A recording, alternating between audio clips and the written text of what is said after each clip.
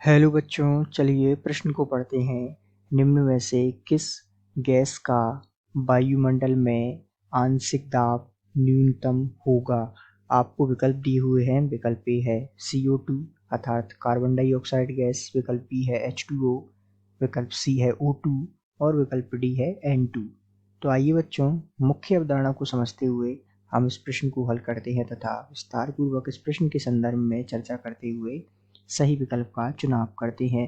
तो सामान्य रूप से इस प्रश्न को हल करने के लिए हम जैसा कि हम जानते हैं कि होता है PV बराबर होता है nRT। ये जो है आदर्श गैस समीकरण है, जहाँ n बराबर हम जानते हैं ग्राम में मात्रा बटे अणुभार होता है। जब इस मान को हम रखेंगे तो चूंकि ये हो गया, अब इसको हम देखेंगे तो P को एक तरफ लेंगे और n और इसको हम RT बटे B लिख सकते हैं। अब आइए इसको हम जो है n का मान रखते हैं तो P बराबर n क्या होता है, हमने देखा n होता है W बटे M और ये जो है RT बटे B हो गया। अब यहाँ ध्यान दीजिएगा, ये जो M है ये क्या है, अणुभार,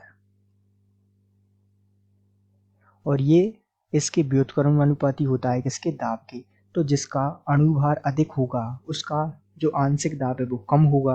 अर्थात आइए सबसे पहले हम इनके अणुभार देखते हैं। तो पहला आपको दिया हुआ है, पहला क्या दिया हुआ है आपको, CO2। तो CO2 का अणुभार क्या होता है, जो कि 12 कार्बन का होता है और 2 ऑक्सीजन 1 का 16, तो इसका अणुभार आ गया 44 ग्राम। इसी प्रकार दूसरा हमें दिया हुआ है H2O। H2O का अणुभार होता है 2 हाइड्रोजन हो गए और ऑक्सीजन का 16, तो इसका हो गया 18 ग्राम। इसी प्रकार तीसरा हमें दिया हुआ है O2, जो कि 1 का 16 होता है, तो 2 O2 का होगा 32 ग्राम। और इसी प्रकार हो गया चौथा हमें दिया हुआ है N2, चूँकि एक नाइट्रोजन का 14 होता है और चूँकि 2 का हो गया, एक नाइट्रोजन का 14 तो 2 का 28 ग्राम। तो इसका मतलब सबसे अधिक अणुभार किसका है, सबसे अधिक अणुभार है CO2 अर्थात इसका होता है 44 ग्राम।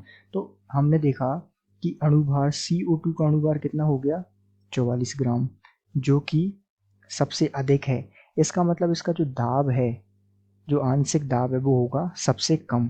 तो इस प्रकार हम इस प्रश्न के निष्कर्ष पर पहुंचेंगे कि वायुमंडल में आंशिक दाब न्यूनतम किसका होगा, वो है CO2 अर्थात कार्बन डाइऑक्साइड। अर्थात दिए गए प्रश्न का सही उत्तर विकल्प ए है। आशा करते हैं आपको समझ आया होगा। धन्यवाद।